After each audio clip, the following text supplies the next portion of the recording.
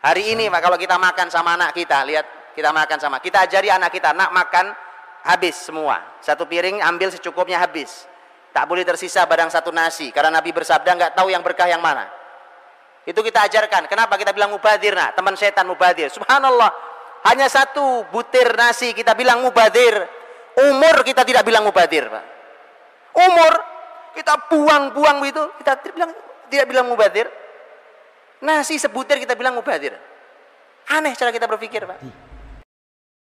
Ma ya'tiyannakum minni huda faman ittaba'a hudaya fala yadhillu wa la yashqa wa man a'rada 'an dhikri fa inna lahu ma'ishatan dhanka. Bismillahirrahmanirrahim. Alhamdulillah wassalatu wassalamu ala Rasulillah wa ala alihi wa sahbihi wa mawalah wa ba'd.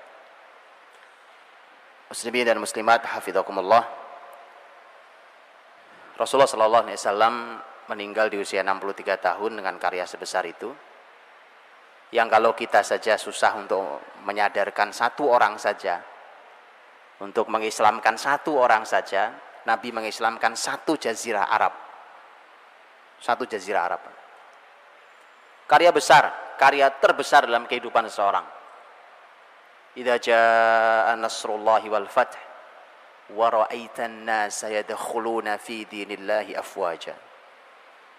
Kemenangan terbesar itu ketika orang berlomba-lomba, berbondong-bondong untuk masuk Islam.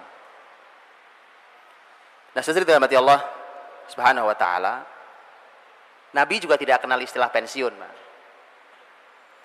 Nabi itu kalau tadi pensiun umur 55 tahun, di usia 55 tahun Nabi baru mendapatkan perintah untuk berperang, berjihad. Jadi 55 tahun adalah perang pertama yang besar. Yang kita tahu adalah perang Badar. Itu umur Nabi adalah umur kita pensiun. Nabi pertama perang. Setelah itu dari umur 55, saya tidak bicara yang mudanya. Kalau muda jangan ditanya, oh, tuanya saja seperti itu. Dari umur 55 tahun sampai tahun 9 Hijriah. Tahun 9 Hijriah itu artinya usia Nabi sudah 61 tahun. Dari 55 sampai 61 tahun itu kalau di rata-rata perang Nabi itu setiap catur wulan perang, Pak. Itu yang Nabi ikuti. Yang Nabi tidak ikuti lebih banyak lagi. Karena kadang-kadang Nabi mengutus sahabat. Setiap kurang lebih rata-rata per 4 bulan. Ini kalau di rata-rata. Per 4 bulan Nabi perang. Berapa usianya? Sudah usia pensiun. 55 sampai 61 tahun. Kadang-kadang perang dekat. Khandaq itu paling sekitar 5 kilo dari kota Madinah, dari Masjid Nabawi. Uhud ya nggak terlalu jauh juga, paling 7 kilo. Tapi begitu kita bicara Khaybar, jauh, jauh sekali. Jadi kadang-kadang jaraknya dekat, kadang jauh, kadang musimnya sedang enak, kadang musim sedang sangat terik, sangat panas. Kadang lagi banyak makanan, kadang sudah 3 hari tidak makan. Subhanallah. Jadi itu usia Nabi tidak kenal istilah pensiun yang artinya adalah nganggur, terus nunggu mati, menunggu cucu, itu nggak ada, Pak. Tidak ada itu. Nabi SAW terus berkarya, terus begitu. Yang menghentikan tugas Nabi SAW hanya wafat, Pak. Kemenangan besar terus naik, tapi kemenangan ketika tadi wa ra'aitan nasa yadkhuluna fi dinillahi afwaja. Orang berbondong-bondong masuk Islam tahun 10 Hijriah dan tahun 11 Hijriah adalah tahun disebut sebagai Amul Wufud. Tahun bos rombongan dari berbagai macam suku dan kabilah datang ke Madinah untuk menyatakan diri masuk Islam. Amul Wufud, tahun kemenangan besar. Dimulai dengan kemenangan besar yang disebutkan dalam surat Al-Fath, inna fatahna laka fatham mubina, itu kemenangan tahun 8 Hijriah, yaitu kemenangan Fathu Makkah, ketika Nabi berhasil membersihkan Mekah dari kemusyrikan dan mengislamkan, mengantarkan hidayah ke masyarakat Mekah dan sekitarnya. Jadi sangat besar karyanya, Pak. Begitu Rasul sebagai seorang guru, umpamanya, ini guru besar terbaik, Pak. Bisa dibayangkan bahwa para sahabat Nabi SAW itu kuliahnya sama Nabi, Pak, di Madinah. Dan kuliahnya nggak lama-lama. Kayak kita ini sekolahnya kelamaan. Pinter enggak, soleh jauh. Betulan, Pak, jujur saja kita ini. Karena kalau kita soleh, kita pinter, Islam maju di tangan kita. Tapi Islam nggak maju tangan kita. Kita jujur, ya. Saya, Bapak Ibu semua adalah unsur kejatuhan muslimin hari ini. Ayo kita istighfar bareng-bareng, Pak. Memang begitu. Astagfirullah, betul, Pak. Karena Islam nggak maju di tangan kita. Betulan ini. Di tangan para sahabat Nabi Shallallahu Alaihi Wasallam. Begitu. Antum Bapak Ibu tahu, Persia Romawi yang sebesar itu, itu selesai di tangan murid-murid Nabi, para sahabat radhiyallahu anhum ajmain. Itu sepeninggal Nabi, kurang dari 10 tahun Persia Romawi tutup. Karya besar apa ini, Pak? Tapi masalahnya bukan sekedar nutup peradaban. Bapak Ibu boleh bayangkan, hari ini peradaban terbesar apa gitu ya. Nah itu nutupnya aja kita bingung, Pak. Apalagi menggantikannya. Karena begitu ditutup, kan orang perlu pengganti. Saya kasih contoh sederhana. Kita nih di bidang ekonomi kan perlu transaksi uang, Pak. Ini urusan simple, urusan transfer duit. Hari ini kita transfer mudah sekali, gitu ya. Tinggal pencet gini, transfer duit sampai ke negeri jauh. Begitu? Begitu ditutup oleh muslimin, sebuah peradaban, kan harus mencarikan penggantinya. Apalagi kalau sistem ini sistem yang tidak islami, harus ada penggantinya. Tapi subhanallah, bumi saat itu bertanya keahlian apa Madinah punya. Bahkan yang Arab tidak akrab sekalipun. Apa contohnya? Air. Arab tuh nggak akrab air, Pak. Kecuali Arab di Surabaya. Tapi kalau Arab di negeri aslinya nggak akrab air, Pak. Loh bagaimana akrab air? Padang pasir. Makanya kalau Umar mengatakan alimu auladakumus sibaha warimaya warukubal khail, ajari anak-anakmu berenang, memanah, kemudian mengendarai kuda, berenang. 3 poin itu yang ajaib adalah berenang, Pak. Kalau kuda nggak aneh, manah nggak aneh orang Arab. Tapi berenang, apa mereka mau berenang di pasir? Nggak ada air, Pak. Nggak ada air. Oh, bagaimana ada air? Hujan kalau nggak istisqa nggak turun. Subhanallah, Pak. Tapi inilah Islam. Karena Islam bukan agama padang pasir. Buktinya gampang. Anda buka Quran bicara tentang pohon yang hijau, air menggericik, air yang mengalir, sungai-sungai. Itu cocoknya di Indonesia, bukan di Arab. Gitu? Maka harusnya yang paling beriman itu orang Indonesia, Pak. Orang Arab diajak ngomong itu nggak paham. Yang paling paham kita. Bicara air mengalir di bawah, ada pohon-pohon yang tumbuh. Nah Bapak Ibu dirahmati Allah. Jadi hanya kurang dari 10 tahun sahabat Nabi menutup peradaban, bahkan menggantikannya. Ketika muslimin pertama punya pasukan angkatan laut, ini asal air, Pak. Itu mengherankan. Khalifahnya Utsman, panglima lautnya adalah Muawiyah radhiyallahu anhu. Ketika perang di laut pertama kali lawan Romawi yang sudah lama di laut, Romawi bisa kalah, Pak. Itu heran. Itu belajar dari mana tuh sahabat? Oh mereka nggak akrab air. Lihat. Inilah lulusan Rasulullah SAW. Kayak apa tuh umurnya? Padahal perang itu hanya sebagian kecil dari tugas Nabi, bukan segala-galanya. Bukan segala-galanya. Baik. Karena waktu saya pendek, saya mau ringkaskan, Pak. Ini kalau mau tahu mana produktivitas, saya baca sendiri di Sirah Nabawiyah ya.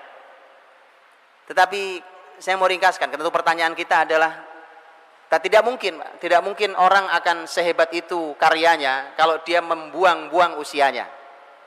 Mustahil orang akan melakukan karya-karya besar kalau usianya mubadzir.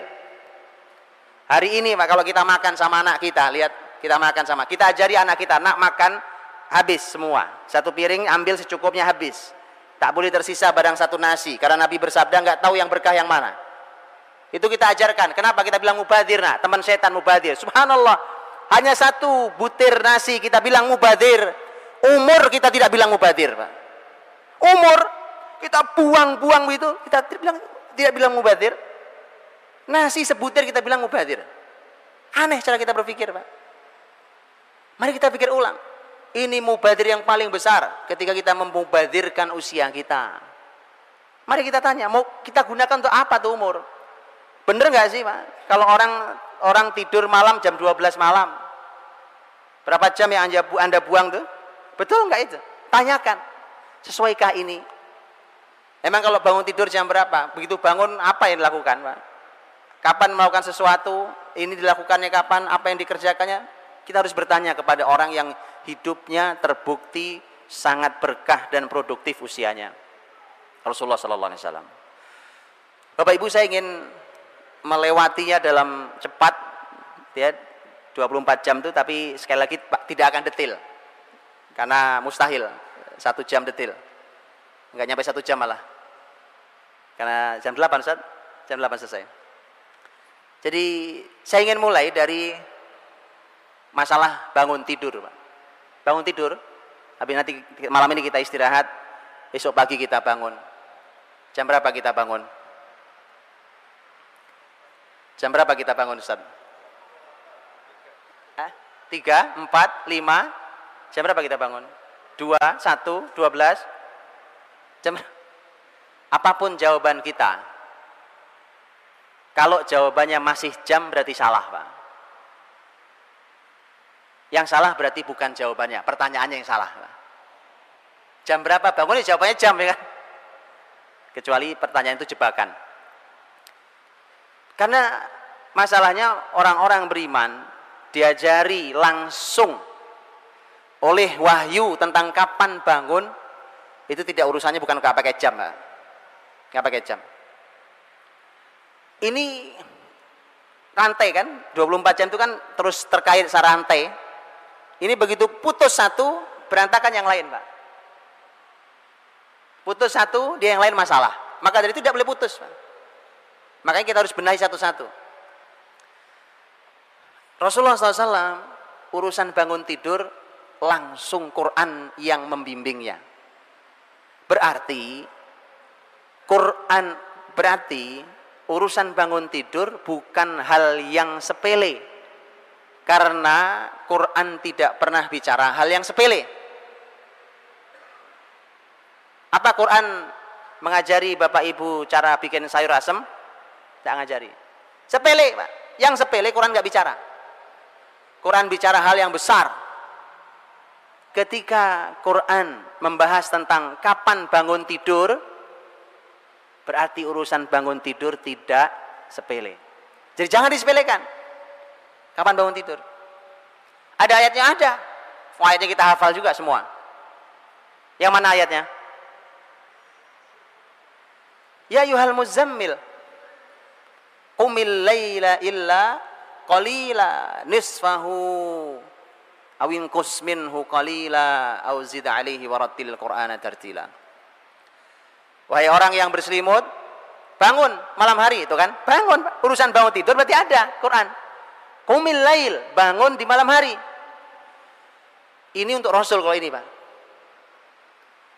Rasulullah SAW, kapan Nabi diperintahkan bangun? Diperintahkan pada tengah malam, nisfahu, tengah malam. Awin kusminhu qalila au zid alaihi, kurang atau lebih sedikit. Tengah malam jam berapa?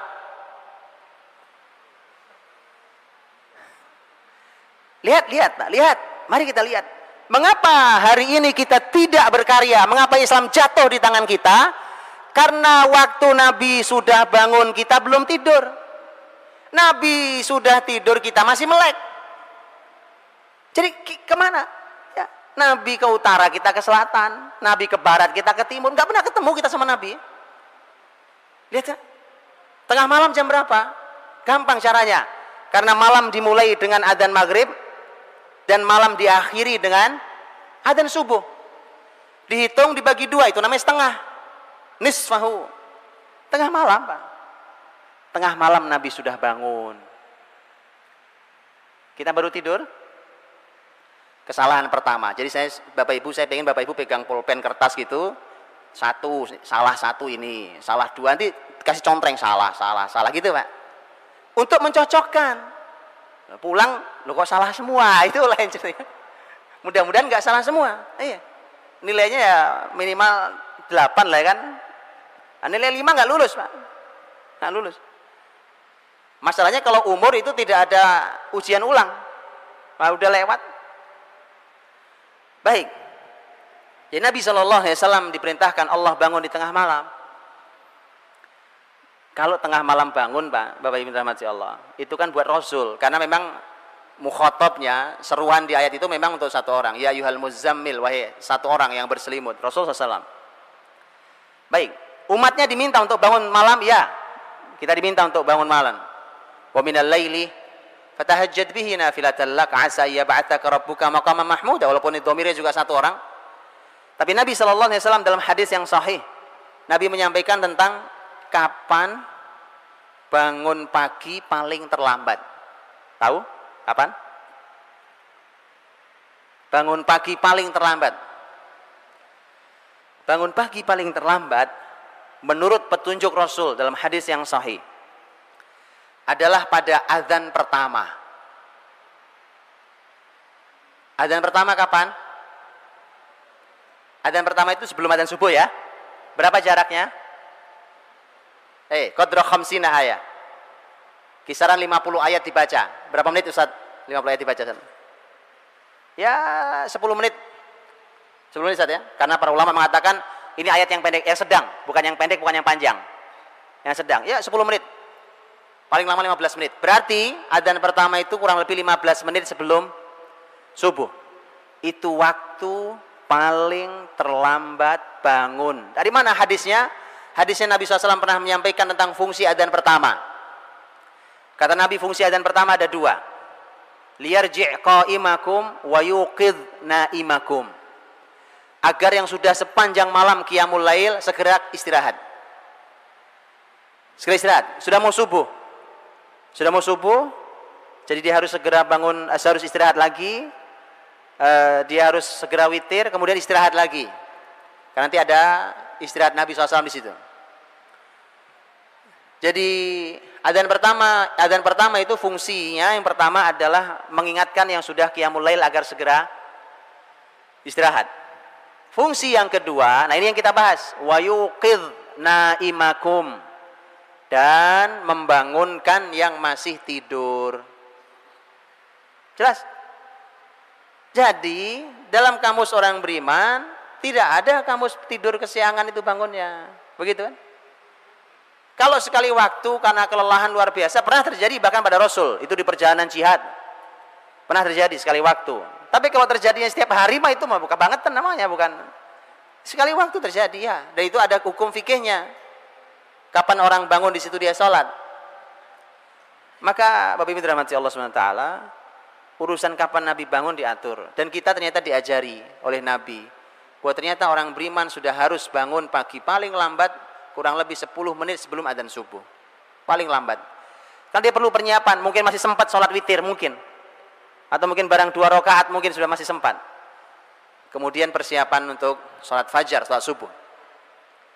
Cuma bangun qiyamul lail, bangun sebelum subuh, itu sebenarnya pembahasannya bukan kapan bangun Pak, tapi kapan tidur malamnya. Penting kapan tidur malamnya. Kapan Nabi tidur malam? Itu pertanyaannya. Dan itu yang harus kita latihkan di keluarga kita masing-masing. Kapan kita Pak, disuruh Nabi untuk tidur? Urwah bin Zubair radhiyallahu anhu, ini sepupu Nabi, ini sepupu Aisyah. Sepupu Aisyah radhiyallahu anha. Putranya Asma binti Abi Bakar. Dari suaminya Zubair bin Awam. Urwah ini nanti menjadi ulama besar. Ulama besar di kalangan generasi tabi'in.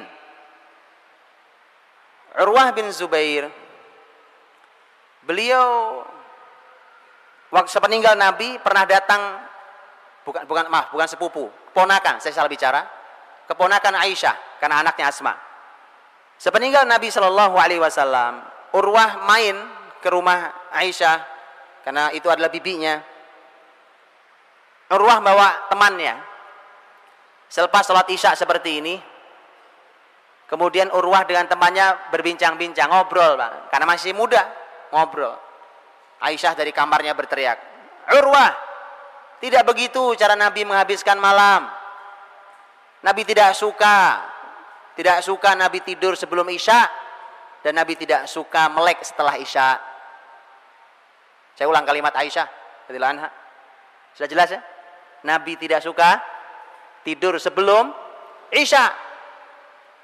Tapi Nabi juga tidak suka begadang malam, melek malam setelah Isya, tidak suka. Maka kita tutup pengajian kita sekarang. Udah lewat Isya ini. Kata Aisyah, kecuali ada urusan muslimin yang harus diselesaikan. Tapi namanya kecuali itu nggak setiap hari. Makanya saya tidak sarankan kajian itu pada Isya. Dan saya sudah tidak pernah ngisi kajian pada Isya, kecuali satu pengajian itu pun di masjid samping rumah saya. Saya sudah mau saya. Ini melanggar aturan Rasul. Rasul habis Isya istirahat. Tidur kita. Tidak ada begadang-begadang malam, tidak ada kamusnya. Ini mumpung libur, padahal ada. Tidak ada. Subhanallah.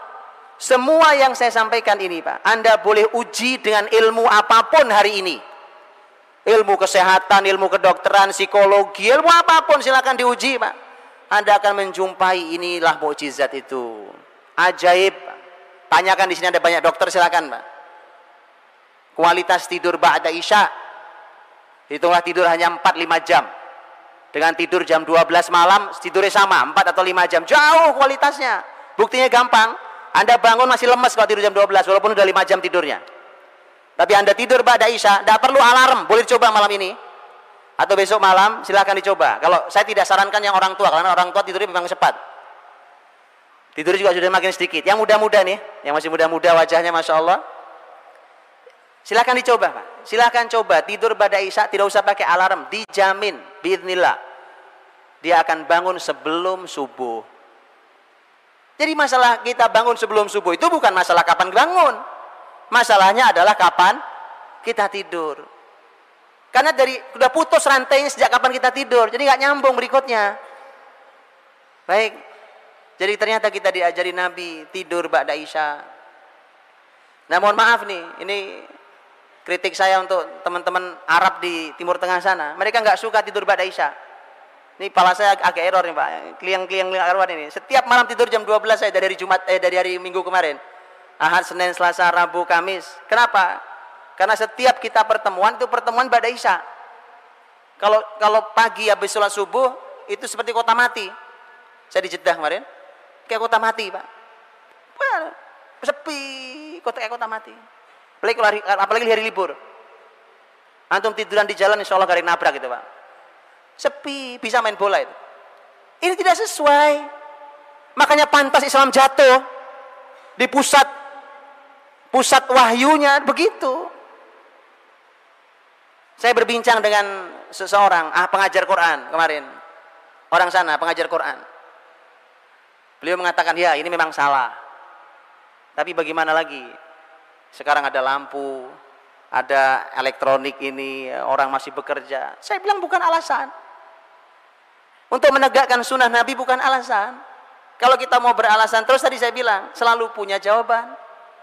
Bisa, Pak. Buktinya bisa. Apa yang tidak bisa? Antum bukan disuruh ngangkat masjid, disuruh tidur, Pak. Nggak susah kerjaannya. Disuruh tidur, bukan disuruh baca. Saya tahu nggak semua orang suka baca. Suruh baca 500 halaman 3 hari, ya itu baru antum pusing. Suruh tidur, masih ngelawan juga, subhanallah. Antum mau perintah apa lagi? Ini perintah paling mudah dari Nabi. Suruh tidur ba'da Isya. Dah tidur juga. La ilaha illallah. Yuk tidur, Pak, ba'da Isya, tidur ba'da Isya. Sudah. Dicoba, Pak. Ya. Ini subhanallah. Ini konsep kalau antum mencoba, subhanallah. Baik, saya mau tanya, Nabi tidur sehari berapa kali? Berapa, Ustaz? Berapa kali Nabi tidur sehari? Nabi tidur sehari 3 kali. Antum 3 kali sehari 3 kali makan, ya kan? Kalau ada bapak ibu dokter, saya mau tanya di sini, karena saya sudah pernah tanya kepada dokter-dokter. Apa makan 3 kali sehari itu ada panduannya? Nggak ada panduannya, ilmiahnya nggak ada ilmiahnya. Ada bapak ibu dokter sini? Ada yang berani bertanggung jawab makan 3 kali sehari itu ada panduan ilmiahnya? Nggak ada panduan ilmiahnya, Pak. Kalau ada yang bilang menemukan panduan ilmiahnya, saya tunjukkan panduan yang lebih ilmiah dari itu. Yang meneliti juga seorang dokter ahli. Dan sudah diuji oleh berbagai negara, diuji oleh berbagai ahli, bahkan oleh para ulama. Lihat, jadi urusan makan kita salah, urusan tidur kita salah, urusan bangun kita salah. Maka tadi bawa kertas contrengin, Pak, salah gitu. Ya, Rasulullah SAW tidur sehari 3 kali, Pak. Tapi tidak ada yang panjang. Coba tadi, ya kita hitunglah waktu yang paling tengah ya, karena waktu negeri tropis berbeda dengan negeri di Timur Tengah. Kita hitunglah yang paling menengah waktu kita di tropis ini. Waktunya nyaris tidak banyak bergeser, subuh gak banyak bergeser dari hari ke hari. Kalau kita isya jam segini, paling jam 7:30 kita isya. Oke lah, kita tidur jam 8. Baik, jam 8 kita tidur. Bangun tengah malam, hitunglah paling gampang jam 12 lah tengah malam tuh. Berapa jam Nabi tidur? 4 jam. Betul ya? 4 jam. Nabi bangun, Nabi lakukan qiyamul lail di antara aktivitas beliau, karena aktivitas beliau di malam hari itu yang paling utama adalah qiyamul lail dan tartil Quran, walaupun Nabi melakukan hal-hal yang lain. Itu ada banyak kisah yang lain.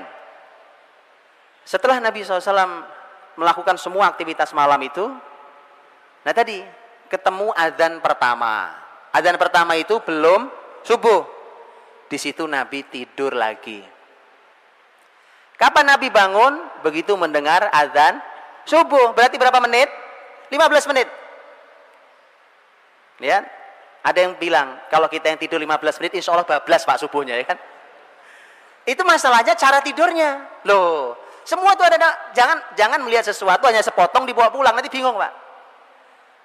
Lihat kenapa Nabi SAW tidur miring ke kanan dengan bantal tangannya itu memudahkan kita bangun diantaranya Pak. 15 menit Anda bisa bangun. Nabi kadang-kadang hanya tidur-tiduran, tidak tidur, tapi Nabi kadang tidur betulan sampai ngorok-ngorok, mendengkur suara Nabi SAW. Nabi terbangun oleh azan fajar, azan subuh. 15 menit. Tidur yang ketiga kapan? Tidur yang ketiga qailulah. Qailulah itu kalau Nabi tidurnya hanya beberapa menit menjelang azan zuhur. Nabi terbangun oleh azan zuhur. Itu qailulah. Kalau hari ini sistem yang berjalan bukan sistem Islam, kita nggak bisa. Apa bisa? Bisa. Kalau perusahaan punya saya, pendidikan punya saya buat begitu Pak. Betulan, pesantren punya saya buat begitu. Insya Allah. Antum kalau nanti pesantren saya, pesantrennya baru buka tahun ini ya. Antum pesantrennya kelihatan. Insya Allah kita lakukan itu. Ya, sebelum zuhur semua harus sudah selesai. Aktivitas tidur. Bangunnya pas azan zuhur. Niru Nabi. Uswatun hasanah liman kana yarjullah wal yaumal akhir wa dzakarallaha katsira. Berarti mulai aktivitasnya pada subuh ya, pada subuh sudah mulai. Nabi itu nanti pada subuh ada aktivitas, Pak. Ya, saya mengumpulkan 11 poin. Dari mulai salam, setelah salam assalamualaikum warahmatullah, ya, salam selesai salat subuh itu sampai terbit matahari di dalam masjid itu saya mengumpulkan kurang lebih ada 11 aktivitas Nabi sallallahu alaihi wasallam. Tentu tidak semua dilakukan dalam sekali waktu, dipilih beberapa, sekali waktu ini dan seterusnya. Dah ini Nabi tidur qailulah Pak. Subhanallah, orang kafir yang meneliti tentang bab ini, walaupun dia tidak meneliti hadis, tapi mereka meneliti tentang konsep tidur. Di Amerika itu ada sebuah lembaga namanya National Sleep Foundation. Orang kafir sampai membuat lembaga tidur aja ada foundationnya. Ngurusi tidur ada lembaganya. Lembaga itu termasuk yang merekomendasikan dengan sangat kuat, bahkan mereka memberikan hitungan secara US dollar berapa kerugian perusahaan-perusahaan di Eropa dan Amerika yang tidak mengizinkan karyawannya istirahat di waktu siang itu. Dihitung secara US dollar. Dan mereka ternyata merekomendasikan tidurlah di siang hari walau hanya setengah jam, walau hanya beberapa menit, walau mungkin hanya tidur meletakkan kepala di atas meja, atau mungkin meletakkan kepala bersandar di kursi, tidur sekejap cukup. Begitu diteliti ternyata grafik otak kita ini kerjanya begitu. Kalau sudah zuhur memang sudah turun gitu Pak. Antum paksain pun tidak bisa beraktivitas baik. Sama dengan setelah Isya begini, Pak. Sebenarnya saya menyampaikan materi begini nggak banyak gunanya. Karena udah turun begini grafik otak itu, Pak. Itu udah otak tidur dipaksa bangun. Ini mohon maaf saya. Jadi saya mohon maaf ya, Pak. Jadi kepala otak sudah harus tidur dipaksa bangun. Tidak efektif. Jadi Rasul sehari tidur 3 kali, Pak. Ini kalau dicoba, terakhir kemarin saya dapat ilmunya. Ini teman saya ahli herbal, Pak. Beliau bilang, yang menjaga qailulah dijamin tidak terkena serangan jantung. Saya tidak tahu ilmunya, ini yang orang-orang kesehatan. Kalau ini benar, subhanallah, subhanallah, Pak. Hari ini penyakit jantung itu menghantui semua orang. Subhanallah. Resepnya gampang, menghidupkan sunnah Nabi qailulah. La ilaha illallah, ya kan? Jadi maka dari itu ini tidur, Pak. Baik, Rasulullah SAW kalau beliau sudah bangun di malam hari tadi, kemudian sholat subuh berjamaah dengan Nabi SAW, ya, kalau disebut sholat untuk laki-laki memang di masjid tempatnya, Pak. Di masjid tempatnya, tidak di rumah. Kecuali ada uzur syar'i, sakit umpamanya, ya. Kalau laki-laki ya di masjid. Ya, kalau perempuan kata Nabi boleh di masjid. Boleh di masjid. Tapi kalau mau bicara yang utama di rumah. Tapi artinya bahwa laki-laki di masjid, Pak. Untuk itulah anak-anak kita yang laki-laki mohon dibawa ke masjid, Pak. Gak ada ceritanya laki-laki sholat di rumah. Di masjid, suruh ke masjid, Pak. Bicara tentang kebangkitan Islam, peradaban Islam, Allahu Akbar, ya kan. Setelah subuh gak kelihatan di masjid. Mana mau bicara peradaban Islam? Tidak ada, Pak. Salahuddin Al-Ayyubi mengukur apakah muslimin siap menghadapi pasukan salib itu diukur dengan berapa yang hadir di sholat subuh di Masjid Al-Umawi di Damaskus. Beliau ukur, oh masih beberapa saf, nggak bisa menang jihad, nggak bakal. Ditunggu penuh oleh Salahuddin, baru diumumkan jihad. Lihat, Pak. Kita ini kadang-kadang bicara cuma teriak-teriak jihad, ya kan? Takbir, kebangkitan apa? Kita sholat subuh di masjid. Sholat di masjid, Pak. Jadi kalau disebut sholat di masjid, Rasulullah SAW di masjid dengan para sahabat. Bahkan Jabir bin Samurah radhiyallahu anhu menyampaikan bahwa karena Nabi SAW idza shallal fajr jalasa fi musallahu hatta tatlu'a asy-syamsu hasana. Nabi SAW kalau sudah sholat fajar, sholat subuh, fajar itu subuh, beliau duduk di tempat beliau sholat, artinya di masjid. Beliau duduk di Masjid Nabawi sampai terbit matahari dengan terang. Ini kebiasaan beliau tiap pagi, kecuali ada aktivitas mendadak yang lain baru Nabi keluar. Tapi kalau tidak, Nabi begitu, Pak. Kita susah menghidupkannya, apalagi di kota macet begini, ya. Di kota macetnya, apalagi kayak saya, Pak, di Jakarta, Masya Allah. Itu subuh, salam langsung ke kantor, ya. Macet. Saya tidak tahu kalau di Surabaya. Orang, lihat, Pak. Tapi yang punya waktu, minimal kita punya waktu libur. Kita punya waktu libur. Boleh kita coba, Pak. Sunnah yang mulia ini, Masya Allah. Nabi SAW duduk di tempat sholatnya sampai matahari terbit. Dan kita tahu, ada keutamaan sholat isyraq atau sholat syuruk. Sholat waktu matahari terbit. Kita tahu, hadisnya Hasan, menurut sebagian ulama, sebagian mengatakan sahih. Keutamaannya, Pak. Sempurna pahala haji dan umrah. Yang menjaga sholat subuh berjamaah, tetap di masjidnya sampai terbit matahari, kemudian dia sholat 2 rakaat baru pulang. Kan itu yang dilakukan Nabi. Nabi SAW itu. Nah, pertanyaannya tadi, apa yang dilakukan Nabi di masjid? Kalau di hadis yang tentang keutamaan sholat waktu terbit matahari itu bahasanya adalah jalasa yadhkurullah, zikir pada Allah. Tapi begitu antum dalami, ternyata makna zikir itu di sana itu umum, Pak. Bukan hanya zikir membaca kalimat thayyibah subhanallah walhamdulillah wa la ilaha illallah, itu ya zikir. Tapi ternyata Nabi melakukan macam-macam. Nabi melakukan banyak hal di pagi hari selepas selesai sholat subuh berjamaah, kemudian zikir sholat itu. Ternyata Nabi melakukan banyak hal. Yang tadi saya bilang, saya kumpulkan 11 poin.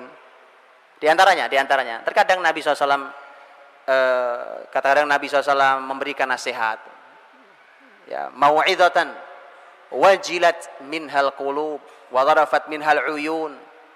nasihat yang membuat hati ini menjadi sangat takut dan kemudian mata pun menangis. Nasihat menyentuh hati, ya. Jadi nasihat yang menyentuh hati. Itu subuh enak Pak ngajinya. Jadi kalau pengajian subuh Pak, ya, cari yang menyentuh hati pengajiannya. Ini sunnah Nabi SAW. Apa yang dilakukan Rasulullah SAW? Kadang-kadang Nabi menanyakan tentang mimpi. Kadang mimpi. Hal ra'a minkum ru'ya? Apa ada yang mimpi semalam? Ada mimpi tidak semalam? Kenapa Nabi nanya mimpi? Kata Nabi, biar aku takwil itu mimpi. Aku tafsirkan mimpi. Kenapa ditafsirkan mimpi? Karena ada hadis Nabi SAW, di mana Rasul pernah menyampaikan bahwa tidak tersisa, la tabqa minan nubuwati illal mubasyirat. Tidak ada yang tersisa dari kenabian kecuali kabar gembira. Dan kabar gembira al-mubasyirat itu, kata Nabi, adalah ar-ru'a as-salihah, mimpi yang baik. Makanya mimpi dalam Islam itu, sebagian mimpi, tidak semua, sebagian mimpi ada takwilnya, ada tafsirnya.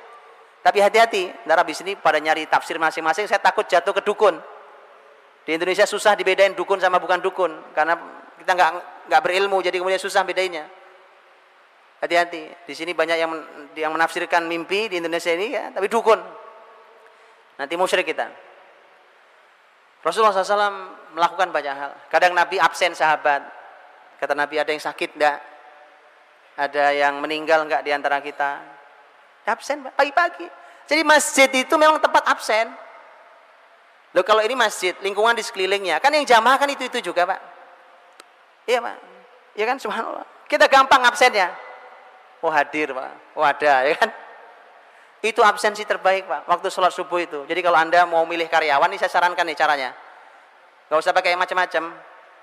Ya, Anda mau cari pakai ilmu, pakai psikotes sekalipun bisa nipu, itu gampang. Apalagi panduan untuk ngisi psikotes banyak di toko-toko buku, ya kan.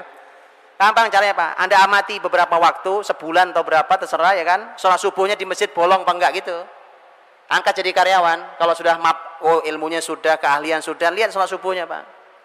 Insya Allah Anda akan mendapatkan karyawan yang luar biasa. Ini yang punya perusahaan-perusahaan, ya kan. Yang punya ini. Mau milih mantu juga sama. Sama, ya kan. Bapak yang memilih mantu, ya, mantu laki-laki Pak, terutama Pak. Sholat subuh nggak pernah kelihatan, jadi mantu nyusahin nanti.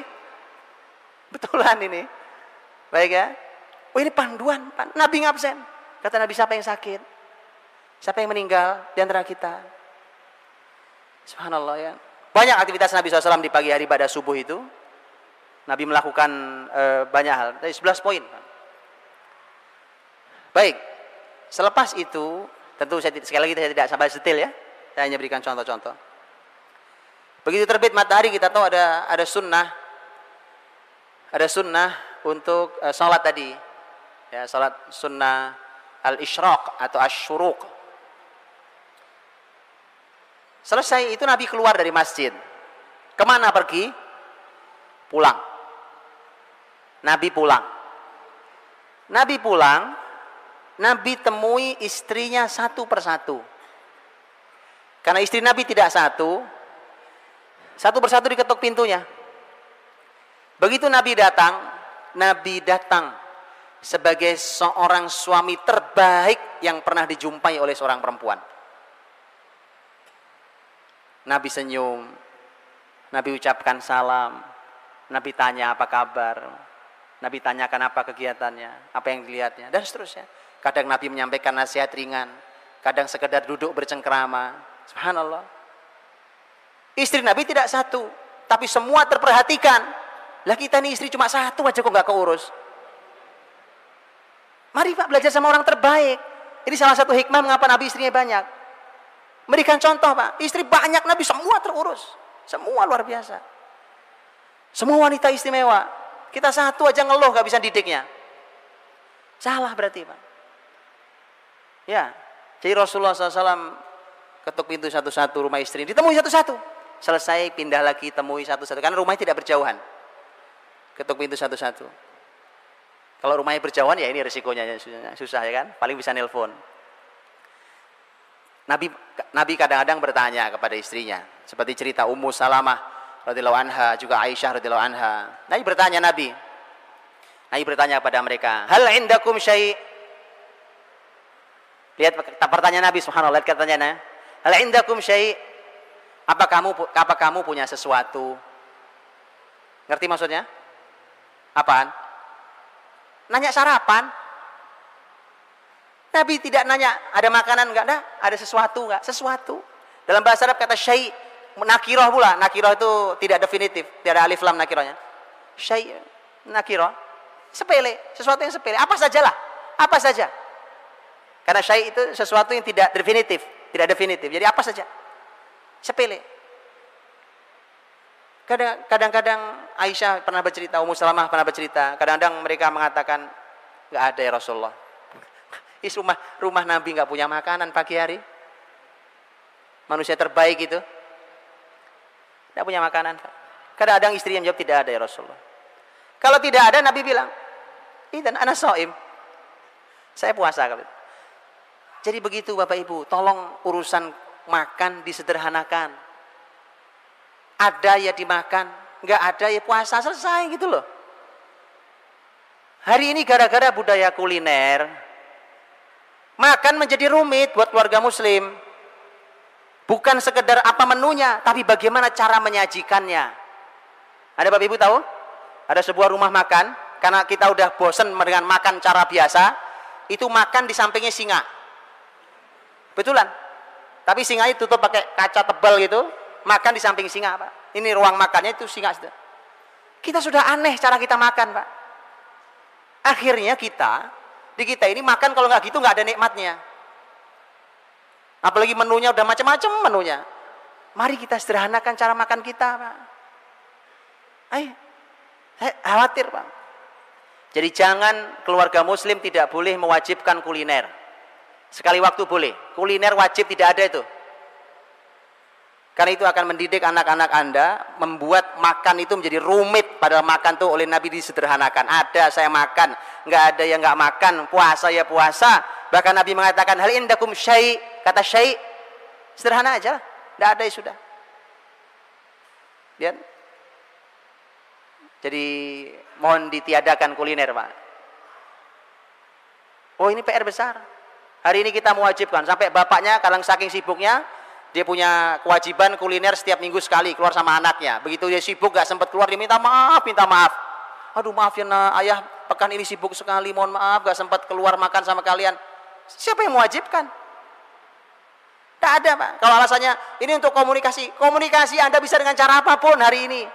SMS komunikasi, telepon komunikasi, email komunikasi, ketemu komunikasi, di rumah komunikasi, di jalan komunikasi, ngantar sekolah komunikasi. Jadi masalah kita ini sebenarnya bukan itu alasan aja itu, Pak. Itu hanya alasan.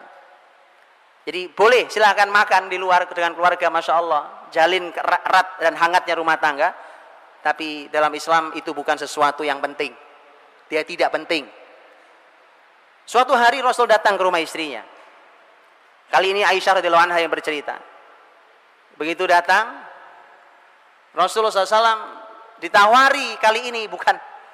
Nabi SAW ketika itu juga bertanya, hal indakum syai', apa ada sesuatu? Ternyata kata Aisyah, ya Rasulullah, uhdiyalana his. Kita dikasih hadiah oleh seorang sahabat itu his. His itu makanan, korma dicampur dengan tepung dengan apa, jadi his. Enak makanannya. Ya, kalau ke Mekah, Madinah, Bapak Ibu bisa tahu. His. Dan his itu termasuk makanan kesukaan Nabi SAW.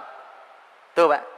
Sampai makanan yang Nabi sukai itu Masya Allah gizinya, Pak. Anda tahu daging kambing? Ya, Nabi, bagian mana yang paling Nabi suka? Al-katif. Katif. Nah, katif. Di apa namanya nih? Lengan bagian atas. Di sini ada ahli daging nggak di sini? Tanyakan pada ahli daging, Pak. Apa hebatnya daging di bagian itu dibanding bagian yang lain? Subhanallah. Jadi yang disukai Nabi pun bukan sederhana. Ya. Rasulullah SAW ketika mendengarkan kalimat Aisyah, ya Rasulullah kita dikasih hadiah his. Dan his itu aku simpan untukmu. Karena Aisyah tahu ini kesukaan suaminya. Nabi SAW mengatakan, yaudah sini bawa sini. Padahal tadi saya sudah niat puasa. Nabi batalkan puasa sunnahnya. Kalau puasa wajib tidak boleh dibatalkan, kecuali ada udzur syar'i, yang betul syar'i. Tapi puasa sunnah boleh dibatalkan untuk hal yang lebih penting, yang wajib. Nabi SAW mengatakan, saya dibatalkan puasa sini, saya makan. Ambil pelajarannya, Bapak Ibu dirahmati Allah, terutama para ayah, dan saya mewakili para ayah meminta maaf pada para ibu. Bu, minta maaf saya, Bu, mewakili para suami, karena saya juga suami dan ayah. Minta maaf kadang-kadang bahwa bapak ini kan begitu pulang kerja udah capek, ya udah malam, pamannya ada makanan di rumah, istrinya bilang belum makan ya, udah disediakan, aku udah makan di luar. Oh ya sudah. Bapak tahu, sekedar saya sampaikan perasaan seorang wanita, Pak. Itu begitu bilang ya sudah, itu ngenesnya sampai besok malam itu. Kadang-kadang gini loh, Pak. Anda jangan sepelekan, ada makanan di meja makan kita. Itu makanan untuk sampai di meja makan, itu bisa jadi persiapannya sudah 2 minggu itu. Betul Bu? Suatu hari seorang istri ingin menyajikan makanan yang paling dicintai suaminya. Maka dia mulai cari resep baru, resep apa yang baru. Dia browsing dulu di internet, cari masakan. Oh, dibanding-bandingkan dulu. Habis itu telepon temennya, Jeng, aku mau masak gini, SMS lagi. Ini kok kurang apa enggak ya rasanya? Oke. Persiapannya lama itu, Pak.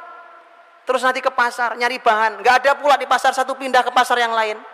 Dia masak seharian, dia masak, Pak. Ini agak ini sedikit ini. Hiperbola sedikit.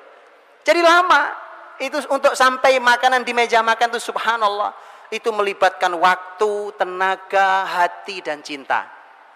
Enggak gampang, Pak. Begitu pulang tahu-tahu suaminya bilang, aku udah makan sama teman-teman di luar. Ya Allah, makanya saya minta maaf nih Bu, mewakili para suami. Para ibu mohon maafkan kami, kadang-kadang laki-laki nggak punya rasa. Yang beginilah kami diciptakan Allah SWT kan. Jadi mohon dimaafkan. Insya Allah mulai malam ini kita akan belajar Bu. Sentuhlah makanan itu, makanlah itu, ucapkan kalimat yang mulia. Siapa yang masak nih? Aku yang masak. Luar biasa istriku ya kan. Subhanallah ya kan. Masalah rasanya nggak jelas itu nomor sekian Pak. Iya, loh, nggak boleh menghina makanan kan? Ini Rasulullah SAW memberikan penghargaan, Pak, karena makanan itu di hati seorang wanita nggak gampang, Pak, nggak seperti di hati laki-laki. Laki-laki simpel-simpel aja, udah, gampang itu, Pak.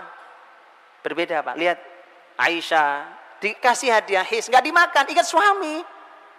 Suami makan di luar sama teman-temannya, nggak ingat istrinya. Aisyah makan, ingat suaminya. Mau makan nggak jadi, disimpan nunggu Rasul datang. Dan Nabi memberikan penghargaan, subhanallah. Bahkan Nabi puasa sunnah hari itu Nabi batalkan agar dia bisa menyenangkan istrinya, karena ini makanan hadiah, bukan sekedar sesuatu yang dimakan, tapi ini adalah pemberian hati dari seorang istri, Pak. Indah bukan? Makanya kalau mau belajar parenting jangan dari yang lain, dari Nabi.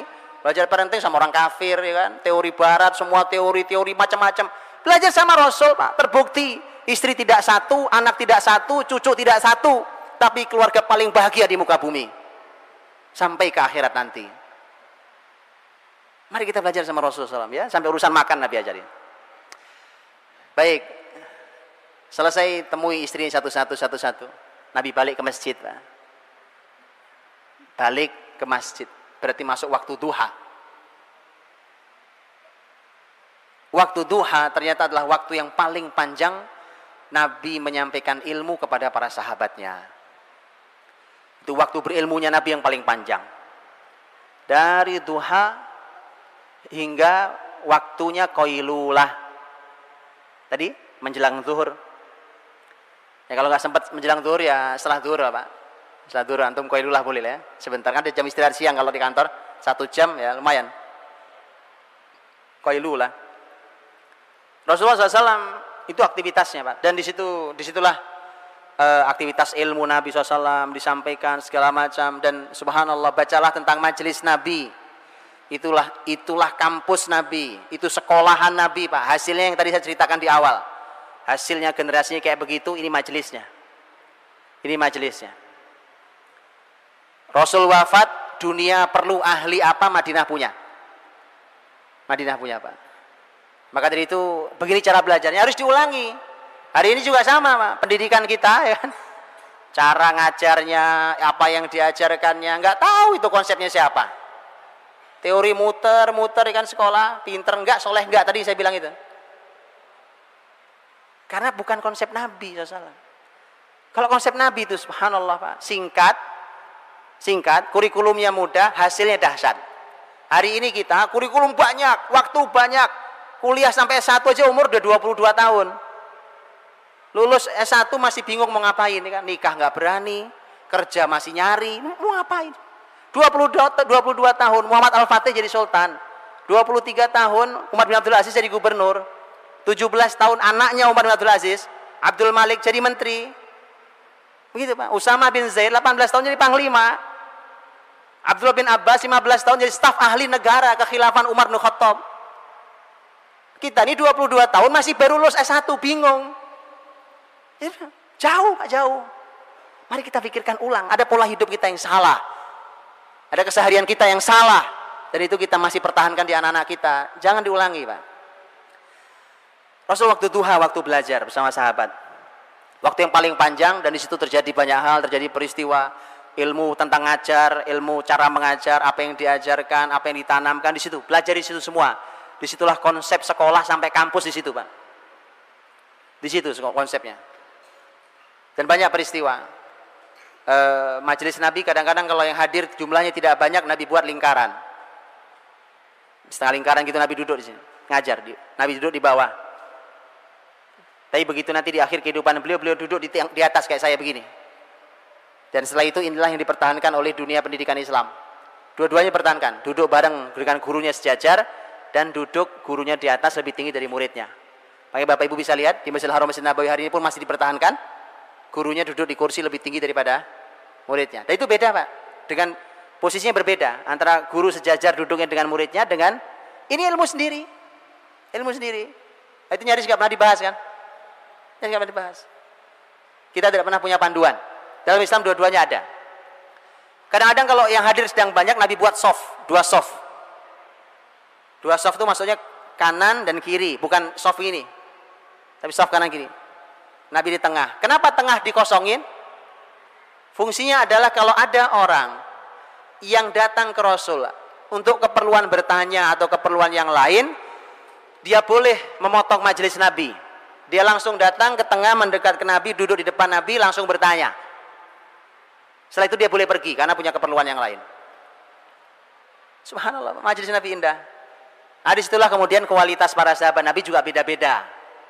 Karena kadang-kadang seseorang tidak bisa hadir setiap hari, ada yang setiap hari hadir, bahkan bukan setiap hari, setiap saat bersama Rasulullah SAW. Seperti Anas bin Malik, Abu Hurairah radhiyallahu anhuma. Baik, begitu sampai qailulah, Nabi qailulah, istirahat. Bangunnya zuhur. Begitu selesai zuhur, kita tahu zuhur, Nabi SAW zuhur. Begitu selesai zuhur, Nabi duduk dengan para sahabatnya, kadang-kadang tidak. Tetapi kalaupun Nabi duduk dengan para sahabat di majelis, kalau ada ilmu yang beliau sampaikan, tidak lebih panjang daripada sebelum zuhur. Pada zuhur itu lebih pendek. Kadang-kadang Nabi SAW memanfaatkan waktu itu untuk ziarah, menziarahi cucunya, menemui cucu-cucunya, menemui anak-anaknya. Terkadang Nabi manfaatkan itu juga untuk mengontrol pasar, controlling pasar. Nabi jalan mengontrol pasar, melihat aktivitas ini syar'i apa tidak syar'i, benar apa tidak benar. Seperti ketika Nabi menegur tentang seorang yang menjual korma yang ditutupi atas sama yang bawah beda Pak. Itu kerjaan pedagang, sebagian pedagang hari ini juga gitu. Dan itu penipuan dalam Islam. Man ghasyana falaysa minna, kata Nabi. Yang menipu begini ini bukan bagian dari kami. Tidak boleh lakukan itu. Nabi masukkan tangan begitu, ternyata yang atasnya sama yang bawah beda. Dan Nabi kontrol pasar, karena Nabi punya pasar Pak. Pasar muslimin, ini PR besar sendiri.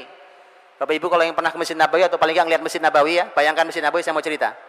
Masjid Nabawi itu bayangkan kiblatnya, ini ada, saya sekarang ada kiblat nih Masjid Nabawi gitu ya, umpamanya. Sebelah kanan Anda, ini ngadep kiblat nih saya. Di sebelah kanan Anda itu kurang lebih di pojokan pagar Masjid Nabawi yang sebelah kanan depan. Ya, sekali lagi saya ngadep kiblat. Itu dulu adalah pasar terbesar milik Yahudi, yaitu pasar Bani Qainuqa. Ternyata Nabi SAW membangun pasar muslimin itu di sebelah sininya Pak, sebelah kanan juga, tapi agak ke belakang. Lihat, Nabi berani membangun ekonomi face to face dengan Yahudi. Baru perekonomian bisa diambil oleh muslimin. Hari ini konsep syariah tidak jalan Pak di pasar, karena pasar punya Yahudi. Nggak bisa jalan. Lapangan punya orang, Anda mau punya aturan sendiri nggak boleh sama yang punya.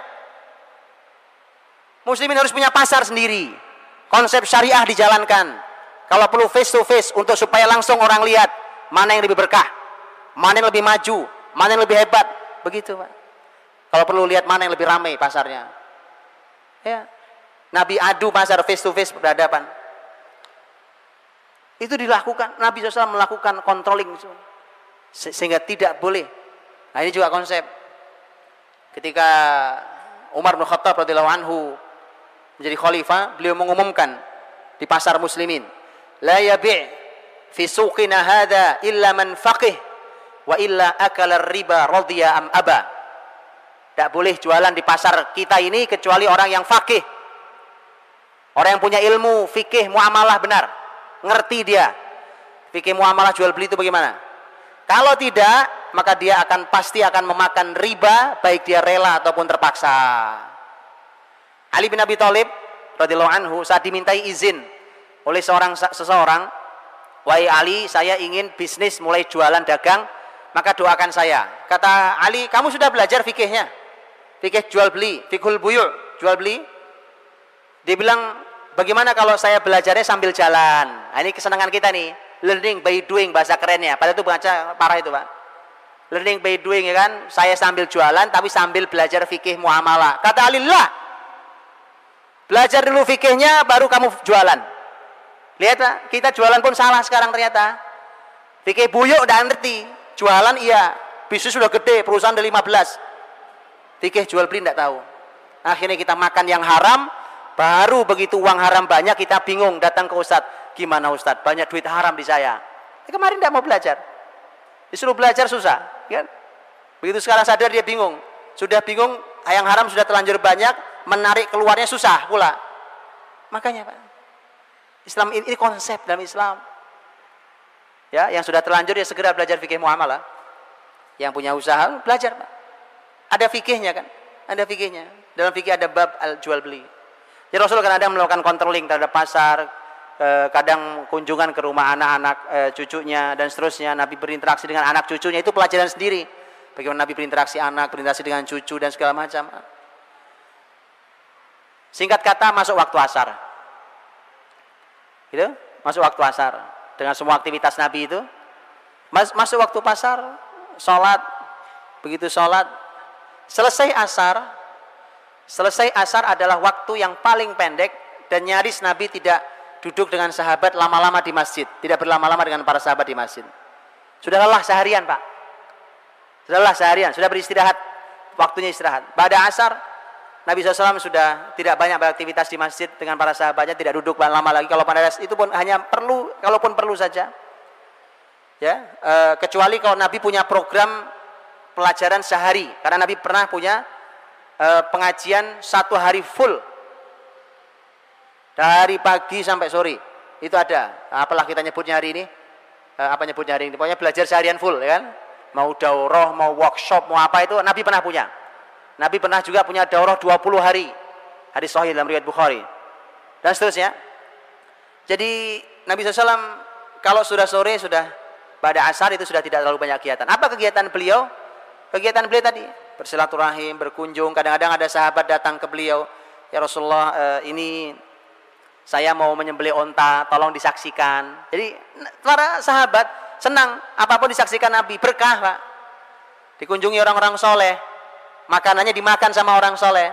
Makanya ada doanya, akala ta'amakumul abror. Ya, makananmu dimakan oleh orang-orang baik. Berkah makanan kita ya Pak. Kasih makanan orang-orang baik itu. Dia senang sahabat. Nabi datangi untuk itu ya, untuk motong onta, motong kambing, sampai masak, sampai makan bersama dan seterusnya. Nanti kadang berkunjung ke rumah sahabat yang lain. Kadang Anas pernah meminta Nabi untuk berkunjung ke rumahnya, untuk Nabi sholat di rumah Anas. Ini nggak pernah kita lakukan ya Pak. minta orang yang soleh nyolati rumah kita, Pak. Belum pernah kita lakukan ya. Itu Anas pernah minta, Pak. Pernah minta. Nah, sore hari menjelang maghrib, Nabi melakukan aktivitas yang sama dengan yang Nabi lakukan setelah terbit matahari. Apa itu? Menemui istrinya satu persatu. Subhanallah. Beginilah bahagianya rumah tangga, Pak. Ada istri yang oleh suaminya disapa dengan sebagai seorang suami terbaik 2 kali dalam sehari. Mengawali hari dan menutup hari. Makanya para istri selelah apapun kalau begitu nikmat Pak kerjanya di rumah ya kan, nyaman. Oh, Masya Allah, beban istri nggak sederhana. Tapi kalau suami memberikan yang terbaiknya, Masya Allah, istri semangatnya luar biasa. Nabi temui satu-satu. Cuma kalau yang sore ini agak berbeda. Bedanya adalah kalau Nabi tidak cukup waktu, umpamanya tadi nemeni sahabat motong kambing, kan lumayan motong kambing, nguliti, masak kan butuh waktu itu. Kalau waktunya tidak mepet maghrib, maka Nabi tidak mengunjungi satu-satu. Tapi Nabi langsung ada di rumah istri yang dapat jatah malam itu. Kan jatah malam digilirkan. Istri yang punya jatah malam itu Nabi langsung di situ. Nah, semua istri sudah tahu, oh Nabi nggak datang nih karena berada kesibukan, maka semua istri kumpul di rumah itu. Duduk bersama bareng-bareng, Masya Allah, seorang suami, istri sekian, ya kan? Duduk bareng-bareng, bercengkrama bersama, berbicara, bercanda, makan bersama, subhanallah. Nikmat bukan? Nanya doang saya, Pak. Saya juga nggak pengalaman masalahnya. Ya. Kalau Nabi cukup waktu, Nabi kunjungi satu-satu. Istri yang paling terakhir Nabi kunjungi adalah istri yang mendapatkan jatah malam itu. Jadi rumah tangga itu ada aturannya, ada konsepnya, ya. Subhanallah, sudah jam 8, Pak. Udah habis waktunya. Baik, saya tutup kalau begitu. Bahwa kalau sudah maghrib kita tahu ada panduan dalam Islam tentang masalah maghrib. Maghrib ke Isya, malam setelah terbenam matahari itu sudah tidak ada aktivitas. Semuanya sudah tinggal ibadah di situ. Kalau ada makan tentu ada makan di sana. Kadang-kadang makan Nabi, kadang-kadang ba'da maghrib juga makan. Terus begitu sampai kemudian tadi sudah langsung ba'da Isya. Bahkan juga ada anjuran menunggu maghrib sampai Isya, kita tahu. Dan Isya Nabi setelah kita tahu, Nabi SAW selesai sholat Isya, Nabi langsung tidur. Kecuali ada urusan muslimin. Dan Isya itu ada satu sunnah yang kita perlu mencobanya, tapi mohon mencobanya setelah ilmunya ada, disampaikan juga ke masyarakat biar nggak jadi fitnah. Yaitu apa? Nabi SAW, muadzin Nabi SAW, Nabi punya 2 muadzin, Bilal dan Abdullah bin Umi Maktum. Kalau muadzin Nabi sudah adzan waktu Isya, itu Nabi dari rumahnya tinggal ngelihat ke masjid, kan tinggal buka aja, Pak, ya kan? Di masjid lain juga nggak jauh. Kalau di masjid para sahabat sudah berkumpul banyak, Nabi segera keluar untuk segera sholat Isya, kemudian selesai pulang istirahat. Tapi kalau Nabi lihat dari rumah kok sepi, rumah sahabat kok pada belum banyak datang, ada saja mungkin aktivitas apa segala macam, maka Nabi menunda sholat Isya sampai tengah malam, baru sholat Isya berjamaah di masjid. Dan Nabi bersabda, laula an asyqa ala ummati la amartuhum bi ta'khiri salatil isya'i ila nisfil lail. Kalau tidak memberatkan umatku, pasti aku perintahkan mereka untuk mengakhirkan salat Isya sampai tengah malam. Jadi khusus untuk salat Isya, dengan hadis ini maka ternyata waktu utamanya ada di tengah malam itu. Tapi tetap harus berjamaah. Gak boleh tengah malam sendirian di rumah. Sahabat sholat di masjid, ya, karena laki-laki. Jadi sahabat kalau sudah mulai beranjak malam, nanti sahabat datang ke Rasul, ya Rasulullah, para wanita sudah tidur, anak-anak juga sudah tidur, mari kita sholat Isya, kita belum sholat Isya. Sholat Isya berjamaah di masjid sudah tengah malam. Pernah nyoba di sini? Belum ya? Rasakan Pak, sholat isya di tengah malam berjamaah di masjid rasanya beda banget.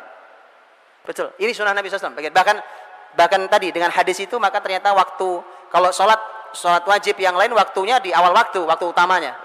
Untuk sholat isya Nabi mengatakan kalau tidak memberatkan umatku, aku perintahkan mereka untuk mengakhirkan sholat isya sampai tengah malam. Wallahu a'lam bishawab. Mudah-mudahan yang sekilas bisa memberi gambaran. Kalau detailnya ya perlu waktu cukup panjang. Wallahu a'lam bishawab. Assalamualaikum warahmatullahi wabarakatuh. ما يأتينكم مني هدى فمن اتبع هداي فلا يضل ولا يشقى ومن أعرض عن ذكري فإن له معيشة